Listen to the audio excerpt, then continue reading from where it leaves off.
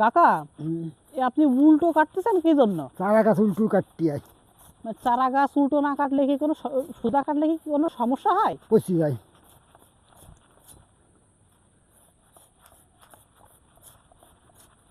তাহলে চারা গাছের নিয়ম হলো উল্টো, নিচের থেকে উপর দিকে টান দিতে হবে।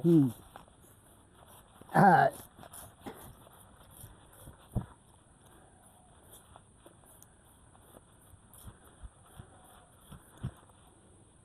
এবারে ফাঁসি দাও।